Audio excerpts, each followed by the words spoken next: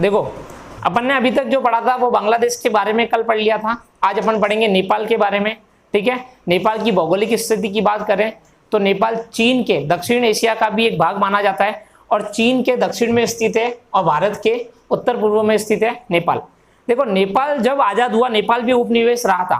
ठीक है, नेपाल जब आजाद हुआ तो नेपाल के अंदर ज्यादातर लोग किस धर्म के रहते हैं? हिंदू धर्म के लोग नेपाल के अंदर ज्यादा रहते हैं। इसी कारण भारत की संस्कृति और नेपाल की संस्कृति लगभग मिलती जुलती संस्कृति है ना।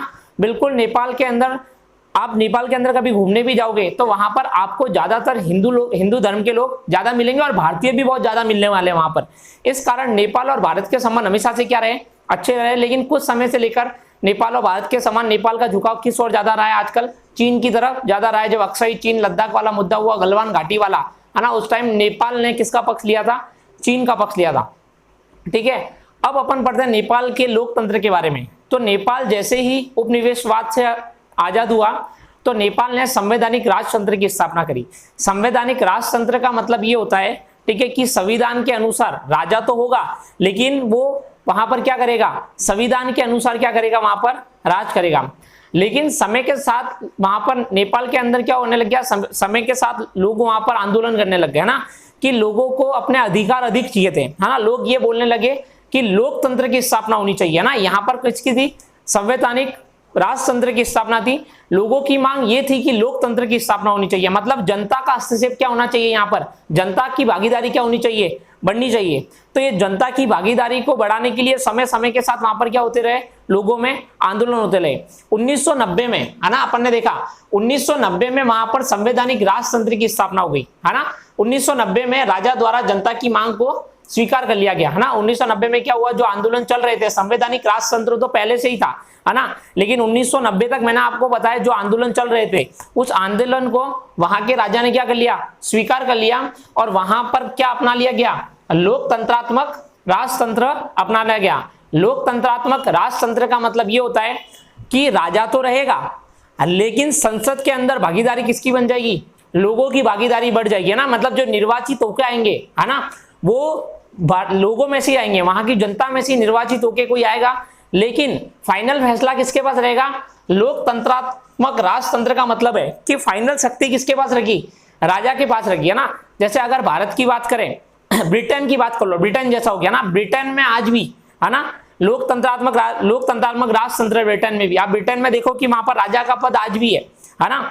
जैसे ही यहाँ पर भी लोकतंत्रात्मक राजतंत्र का मतलब है कि उन्होंने ये तो कर दिया कि जो निर्वाचित लोग होंगे, है ना, वो लोगों में से चुन के आएंगे, मतलब लोगों की भागीदारी तो कर दी, लेकिन अभी भी पद किसका रख दिया? राजा का पद वहां पर रख दिया। मतलब फाइनल जो डिसीजन रखा वो किसके पास रखा? राजा के पास रखा। तो इस पर माओवादी कौन लोग हैं? माओवादी लोगों ने वहां पर आंदोलन स्टार्ट कर दिया। माओवादी कौन है? तो अपन ने माओत्से के बारे में पढ़ा था, जो रूस के रहने वाले थे। माओत्से कौन थे? जो साम्यवादी विचारधारा के पक्ष में थे।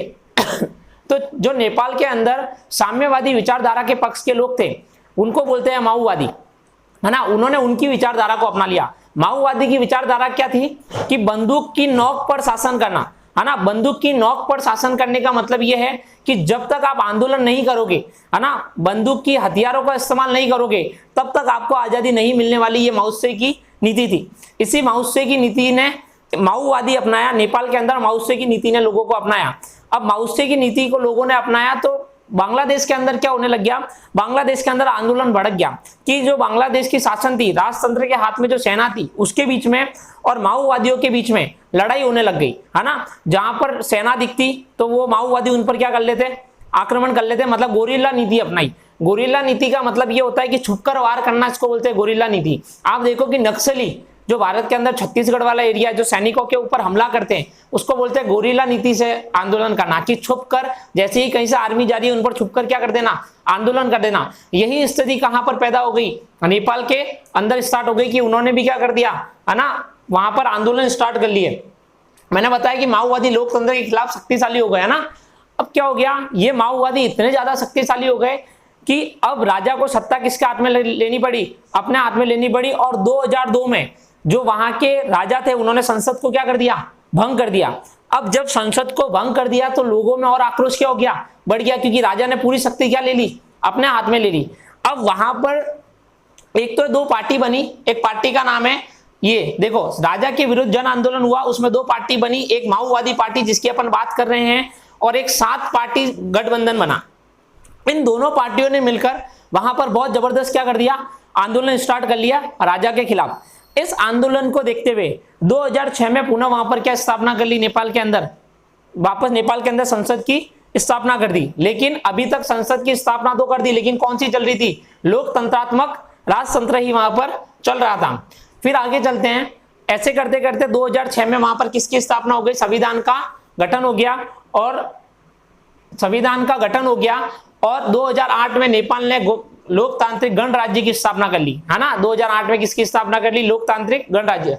लोकतांत्रिक गणराज्य का मतलब यह है कि अब जो चुना हुआ राजा होगा वो भी कहां से आएगा, लोगों में से ही आ जाएगा। गणराज्य का मतलब होता है जो वंशानुगत ना हो, है ना, लोगों में से चुना गया हो, उसको बोलते हैं लोकतांत्रिक गणराज्य। क्या भारत एक लोकतांत्रिक गणराज्य है? हाँ, अपन संविधान की प्रस्तावना पढ़ते हैं तो संविधान में लिखा है भारत एक लोकतांत्रिक गणराज्य है ना, आपने संविधान की प्रस्तावना में लिखा है।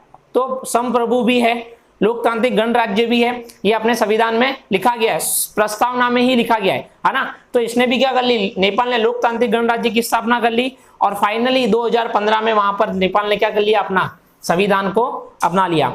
यहां तक की कहानी आप लिखो, फिर आगे मैं बताता हूँ। ओके।